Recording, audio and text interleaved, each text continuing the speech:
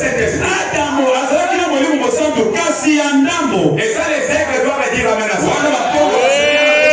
Vous voulez la citation? Non, c'est déjà programmé. On va dérouler petit à petit. On va vous le prouver ici. Tu vois les 7 choses. Et le grand Elohim descendre chaque soir pour la transmission de la connaissance. Qui peut dire amen? Parce que parmi les deux, il y avait un qui était créateur, l'autre était création. Et le créateur c'était Elohim, la création c'était Adam. Qui peut dire amen à ça?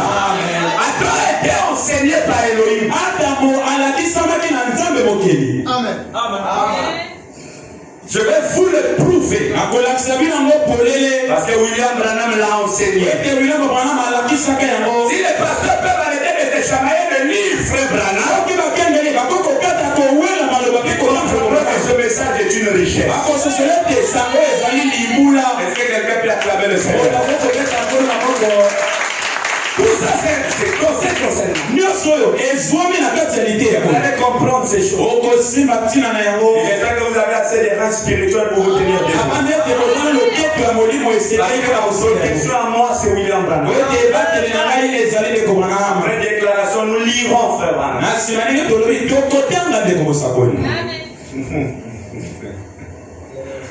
Amen.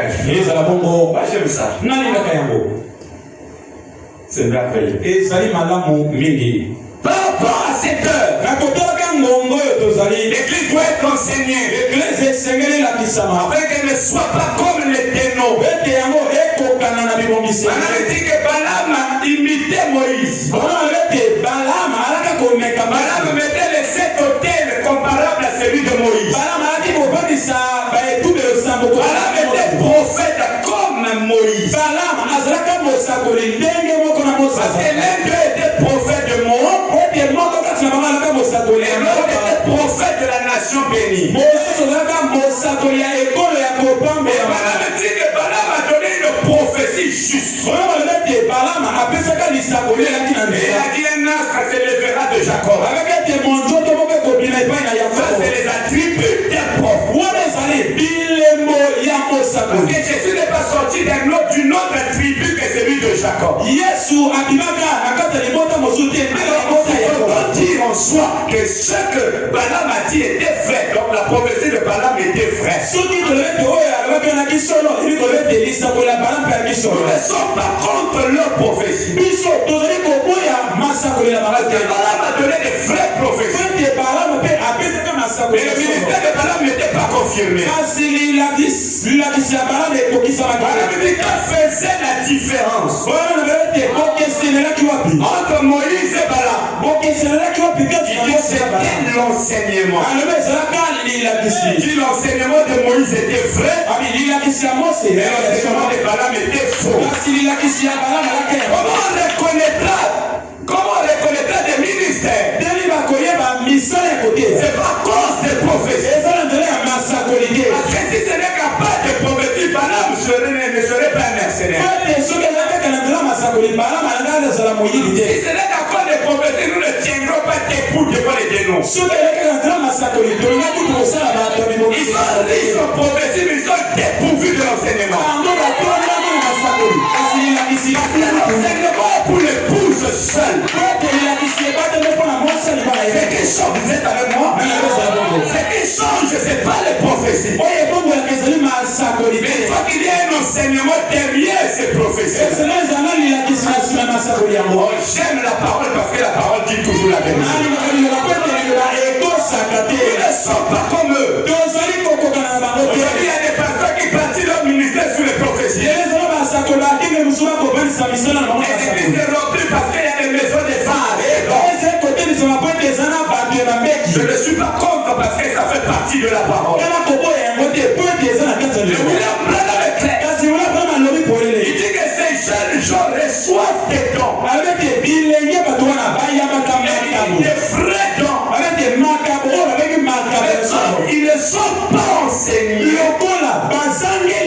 de la manière à utiliser ce don, alors il défie pour prendre une autre direction. Le message est un langage. Et les ténors aussi ont leur langage. Ici là, on ne voit pas les choses. Ici là, que Dieu seul qui utilise les yeux pour voir. Et Jésus était clair.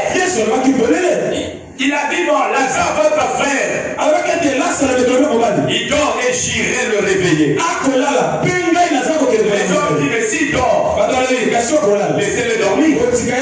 Il a certainement sommeil. Alors j'ai dit, pourquoi ne comprenez-vous pas mon langage?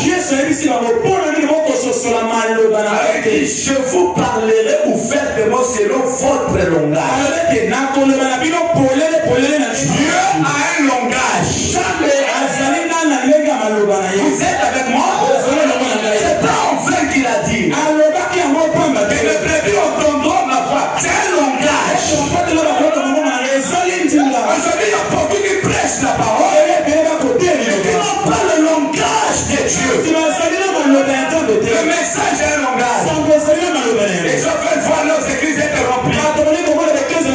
Alors ils se passent sur le côté sensationnel. Ils se passent sur le côté prophétique. Parce qu'ils savent qu'ils ont échoué. Ils savent qu'ils ne peuvent pas enseigner les gens. Ils savent qu'ils ne peuvent pas entrer dans les profondeurs de la parole. William Branham est clair. Il dit dans chaque âge et dans chaque génération, les choses spirituelles, ce sont ceux qui entendent et suivent le messager de l'heure. Si vous suivez votre prophète, si vous suivez son langage, William Branham est clair. Il est lettre outre-mer. Mon épouse avait écrit une lettre. Elle dit William Branham, les enfants vont bien. C'est lui qui le lira et dira, ah, elle a voulu chez moi dire que les enfants vont bien. Moi, le propriétaire de cette femme, je connais son langage. Alors je peux lire entre les lignes pour savoir quel est le message qui est caché derrière ce qui n'est pas écrit. Vous êtes là pour aller au ciel. Vous n'êtes pas là pour me voir. Vous n'êtes pas là pour m'acclamer. Je suis une mode de terre qu'un jour repartira. William Branham était une mode de terre d'Indiana. Et il est reparti à la poussière. Un jour je m'en irai. Mais je crois que les enseignements aura à vous donner une position. Pour que vous soyez sûr de votre présence ici dans le message n'est pas en vain. Est-ce que vous êtes d'accord avec moi?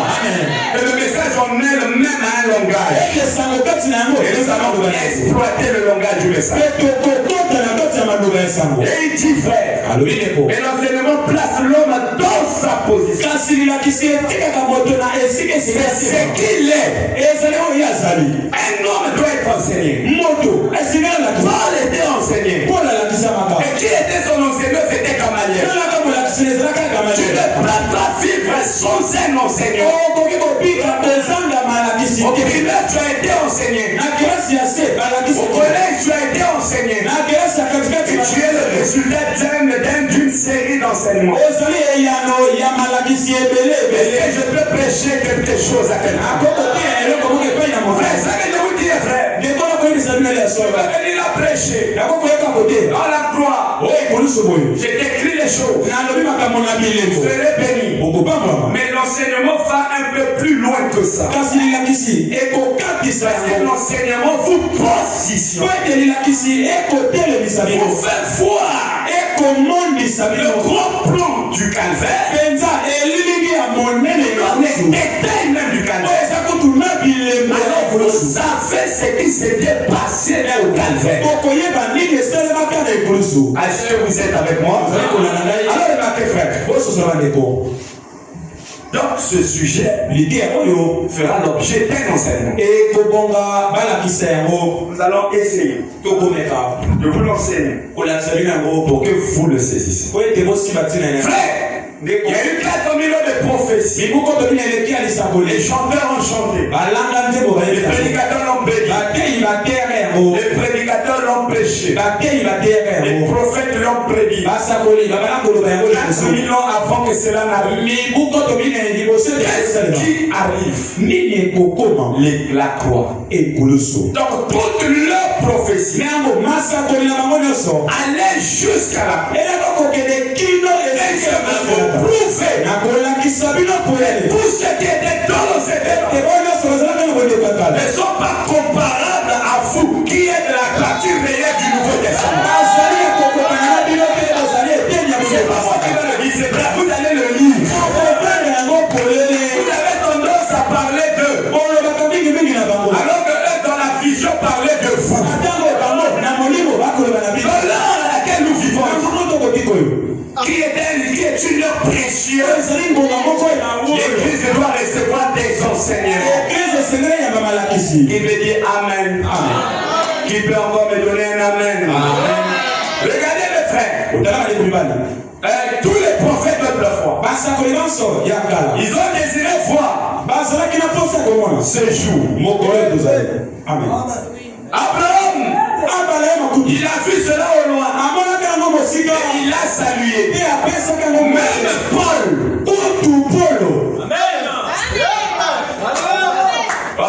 Il y a des enfants de Dieu ici. Vous voulez qu'on lise? Alors lisons. Quelle est cette attraction sur la montagne? Version 65. Est-ce que vous m'accordez du temps pour l'introduction? S'il vous plaît, accordez-moi du temps. Quelle est cette attraction sur la montagne?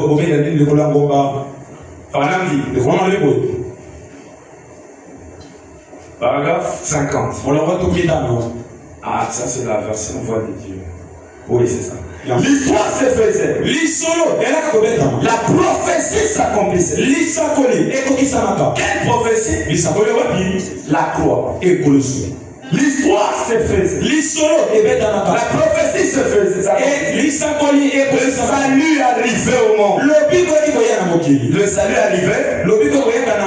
Le salut arrivait au monde. Le grand jour que tous les prophètes attendaient. Ces prophètes ici ne sont pas ceux du nouveau, mais ceux de l'ancien. Ils attendaient la venue du salut. Ils attendaient la venue d'un homme appelé. Il dit ce grand jour que tous les prophètes attendaient. Tous ceux qui étaient dans l'attente attendaient ce jour. Pensez-y. Tous ceux qui étaient morts, tous les justes, les martyrs, les prophètes, dont le sang avait été versé. À ce propos, il s'écria: Jérusalem, Jérusalem, Jérusalem, toi qui lapide chaque prophète que je t'ai envoyé, toi qui tue les justes. Combien ai-je voulu te rassembler comme une poule rassemble ses poussins, et tu n'as pas voulu. Et maintenant ton temps est arrivé. Tous ceux qui étaient dans l'attente, là c'est pas le nouveau. On va d'abord parler de ceux de l'ancien. Après on parlera de ceux du nouveau. Est-ce que vous êtes avec moi? Tous ceux qui étaient dans l'attente, il cite les noms: Abraham, Isaac, Jacob, tous les prophètes attendaient cette heure. Quelle heure Abraham attendait? L'heure que la croix va avoir lieu. Comme tous ceux de l'Ancien Testament, toute leur prophétie n'allait pas au-delà de la croix. Mais cela parlait faire la croix. Leur regard s'arrêtait à la croix. C'est le jour que ils attendaient. Mais regardez le jour arrivé. Les gens s'est mis à pleurer. Il pleure. Les gens pleurent. Mais arrête de pleurer.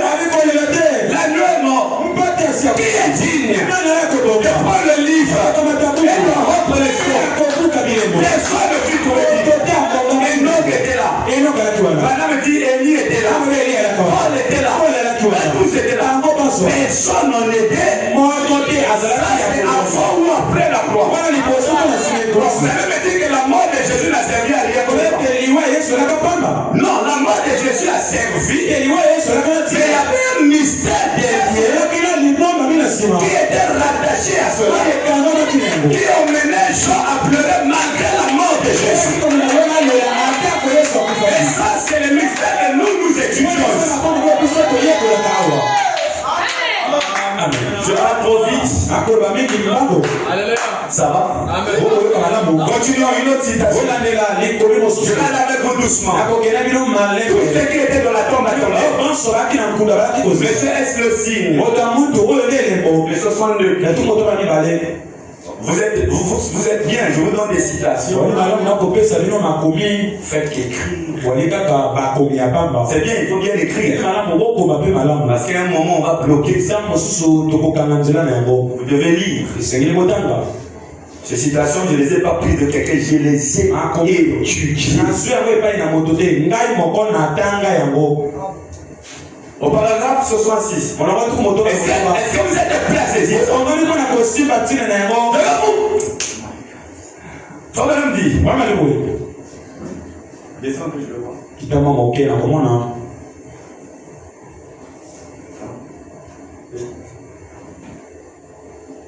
Non, donc ça c'est ceci.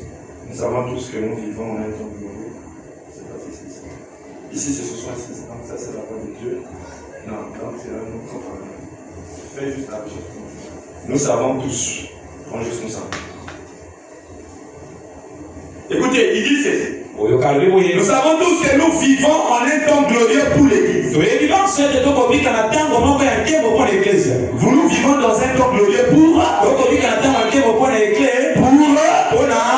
pourquoi? Parce que l'Église doit recevoir un nom. Nous vivons un temps glorieux pour l'Église. Mais un temps horrible pour les croyants. Nous vivons l'un des temps le plus dangereux. Laissez ça. Nous vivons l'un des temps le plus dangereux. De tout ce qui existait depuis le commencement du monde. Nous vivons dans l'un des temps le plus glorieux pour l'Église. Un temps le plus horrible pour les croyants. Un temps le plus dangereux de tout ce qui a existé depuis le commencement du monde. Aucun prophète, aucun apôtre, à aucune époque n'a jamais vécu un temps tel que celui dans lequel nous vivons. Aucun apôtre, citez tous les noms des apôtres, aucun n'a vécu dans la période dans laquelle toi tu vis. Toi tu la trouves grand. Mais il te trouve même au-delà de ça. Ne vous minimisez pas. C'est un temps glorieux pour l'Église. Un temps horrible pour les croyants. C'est l'un des temps le plus dangereux.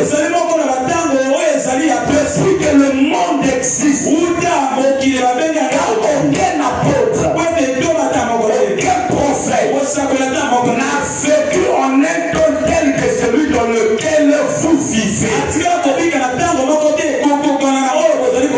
Et quelqu'un acclame le Seigneur. C'est un temps tellement si glorieux que un tous désire. Les prophètes, les apôtres, chacun d'eux a rêvé de ce temps ici. Ce temps ici est glorieux. C'est le temps où Adam doit être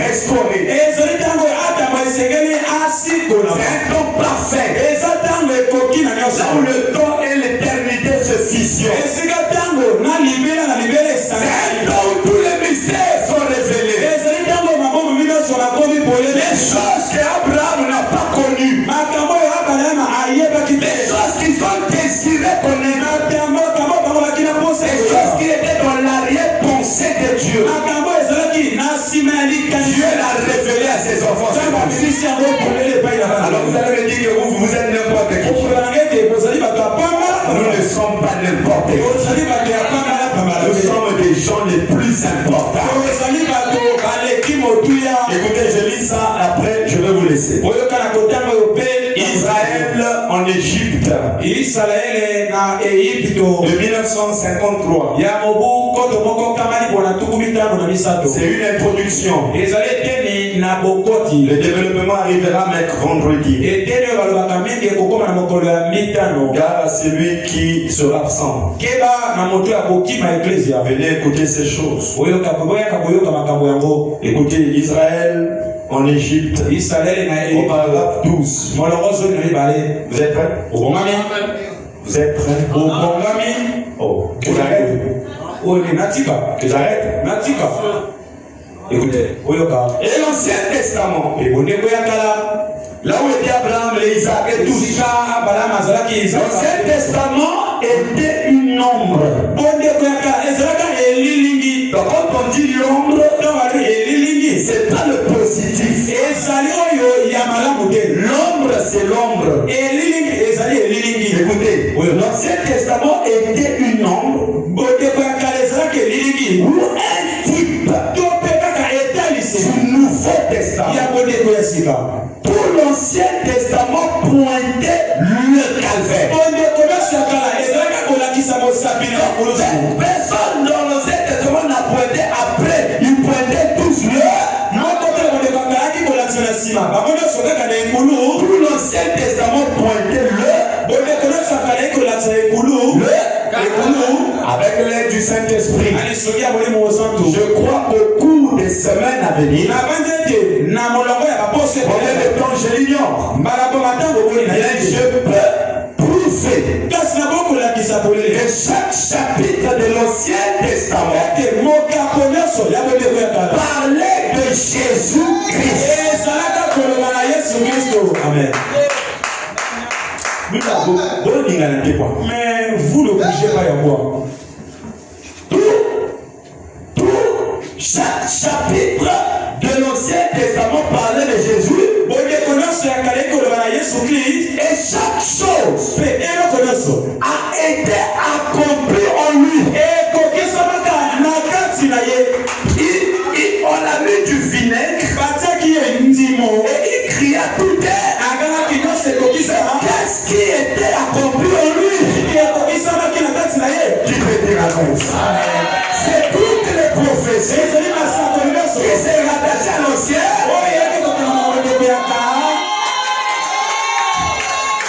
Yes, sir. Oh, quelqu'un va dire amen. Il dit toute chaque chose a été accomplie en lui. A été accomplie en lui. Et nous, en lui, nous sommes Dieu l'a fait d'une façon si simple. Dieu l'a fait d'une façon si simple. En Christ, nous sommes parfaits. Regardez. C'est qui sera ton cheveu? Est-ce que vous êtes prêts à recevoir ça? Est-ce que quelqu'un est prêt à recevoir cette chose? Écoutez.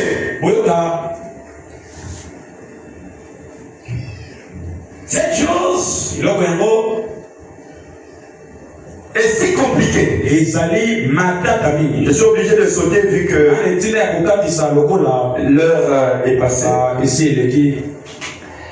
Je vais vous donner une déclaration de Frère Barra.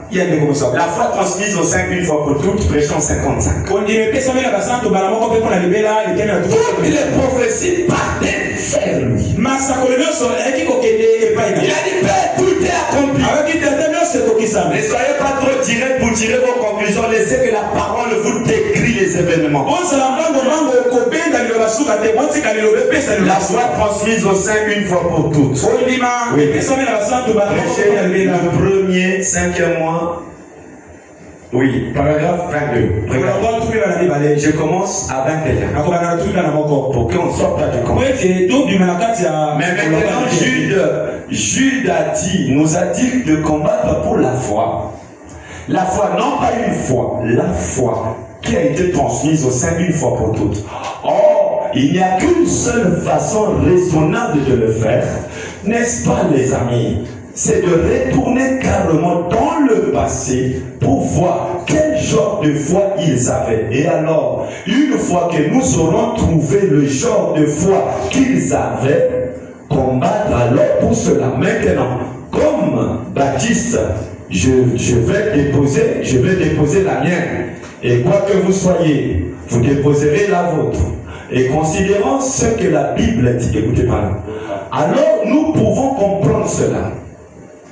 Or, nous ne pouvons pas aller dans l'Ancien Testament. En effet, ils n'étaient pas appelés des saints dans l'Ancien Testament. Amen. Amen. Amen. Amen. Ils n'étaient pas appelés des saints dans l'Ancien Testament. C'est dans le Nouveau Testament qu'ils étaient des saints. Amen. Amen. Amen. Parce que le sang de bouc et de taureau ne peut pas mener l'adorateur à la perfection. La perfection et la sainteté étaient dans le sang de l'agneau. Ils ont fait de leur mieux. Est-ce que je peux vous donner une autre chose? Écoutez votre prophète. Vous aimez ça, voilà. Écoutez, le fondement fondamental pour la foi. Je leur donne ça, après on va partir. Fais vite, fais vite. Ouais, c'est bon. Au paragraphe 23. Suivez bien votre prophète. Vous êtes prêts à le recevoir? Amen. Vous êtes prêts? Et vous êtes la lumière du monde. Qui est la lumière du monde? Est-ce que cela était dit dans l'Ancien Testament? Non. Là-bas c'était l'ombre. Ça c'est les paroles de Jésus introduisant le nouveau. Vous êtes la lumière du monde. Une ville située sur une montagne qui ne peut être cachée. Et nous ce soir, un aigle est prêt. Est-ce qu'il y a un aigle prêt ici? Et nous ce soir, nous devons avoir honte de nous-mêmes. Pourquoi William Branham dit que vous devez avoir honte? Vous devez avoir honte de nous-mêmes. Et confesser sincèrement, humblement notre incrédulité devant Dieu. Et lui demander de nous, de la manière dont nous le représentons dans cette vie.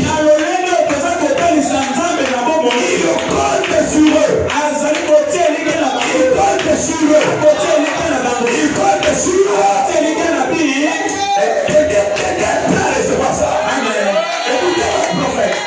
Les gens de l'Ancien Testament n'avaient pas cette présence. Les gens de l'Ancien Testament, c'est qui? C'est Isaac, c'est Jacob. Tous ces gens de l'Ancien Testament n'avaient pas la présence que nous avons.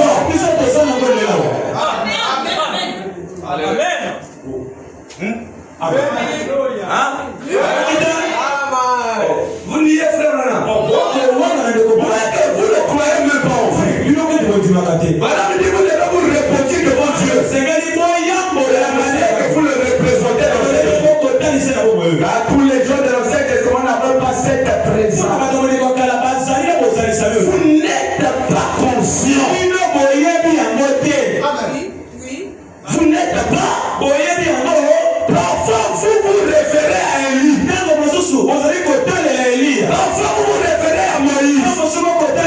Et à ces gens. Moïse, Élie et les hommes là, c'était des grands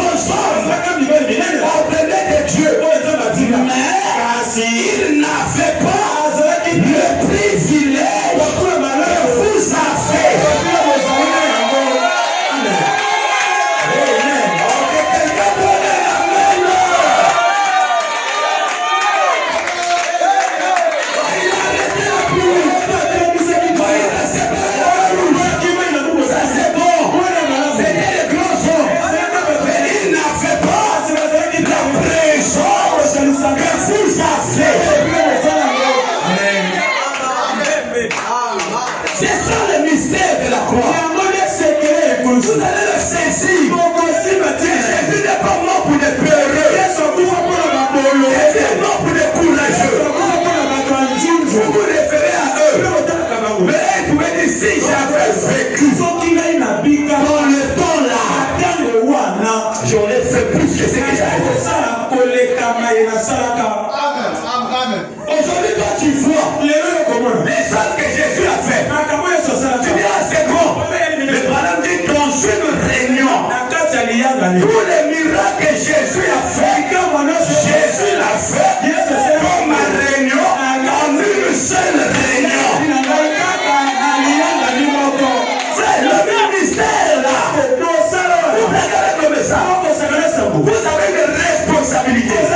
Avant de mourir, vous devez prouver qu'Élie était l'ombre. Vous devez prouver que Jean-Baptiste était l'ombre. Vous devez prouver que Moïse était l'ombre. C'est ça le message. Vous avez peur de ces choses. Vous êtes condamné à vivre ça. Acclamons le Seigneur. Vous avez peur. C'est pas moi. Mais il n'avait cependant pas le privilège que vous avez. Il n'avait pas ce privilège. Il ne leur a pas été donné la puissance d'accomplir comme vous en avez reçu. Peut-être tu ne crois pas que tu as reçu une puissance. Si tu ne le crois pas, ta place n'est pas ici. Tu vas aller dans les ténèbres. Ici, là, il y a des aiglons. La loi de devenir pour devenir des règles. Ici, là, il y a des fils qui deviennent Dieu. C'est la croix vous emmène à devenir la parole faite chair. L'église doit être enseignée pour qu'elle connaisse sa position. Il n'est pas n'importe qui. Elle a compte sur vous. Mais vous la voyez comme des super-hommes. Non, mes frères. Le Nouveau Testament a une gloire supérieure. Je vais vous le montrer là. Que Dieu vous bénisse. Je vais vous le montrer détail après. Vous allez comprendre. La croix était mystère. Vous parlez d'Adam. Mais Adam avait potentiellement le sein. Prenez la citation.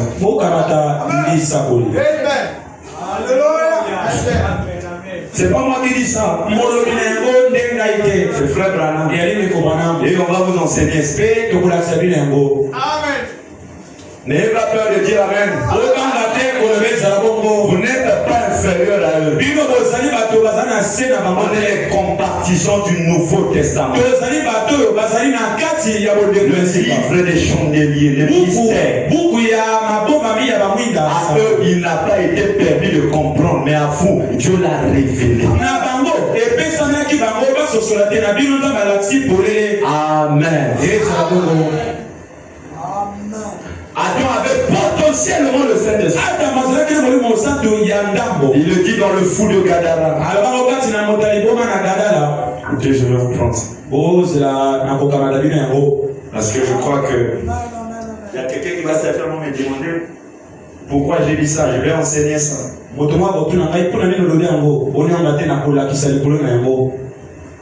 Il avait potentiellement le Saint-Esprit. C'est pourquoi je vais vous montrer comment la chute est venue.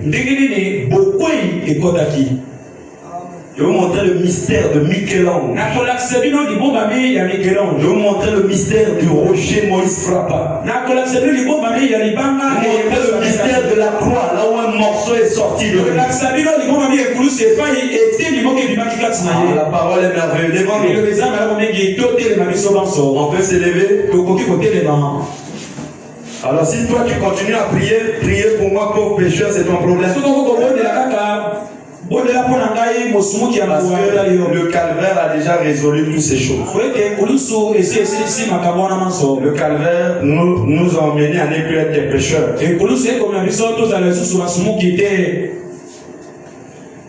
Quelqu'un a aimé la parole? C'est juste une introduction. Nous allons continuer prochainement.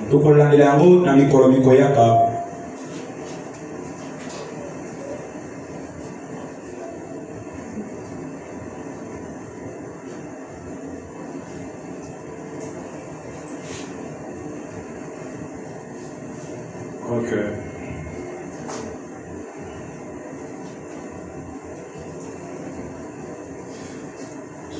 Ces choses doivent être connues. Ne vous prenez pas à la légère parce que vous n'êtes pas n'importe qui. La sang de blague avec vous. Quelqu'un me trouve le fou de Gadara. Je suis sûr. La capacité de me trouver ça. C'est pas ça plus le téléphone. Sinon, la sueur m'empêche que.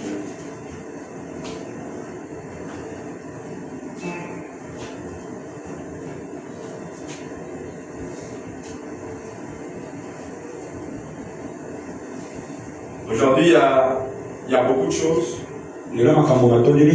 C'est bon.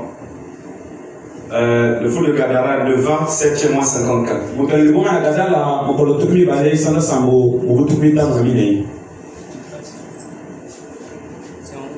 C'est en haut. Bon. Au paragraphe 61. Avant que nous partions, je dois vous donner ça. 61. C'est la première phrase. On dit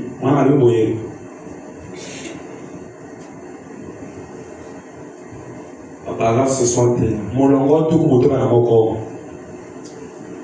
Adam avait le mot Saint-Esprit pourtant il va venir dire les luthériens on avait mais ils avaient le Saint-Esprit pourtant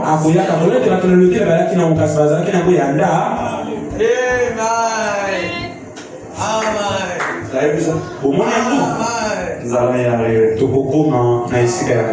Merci Jésus.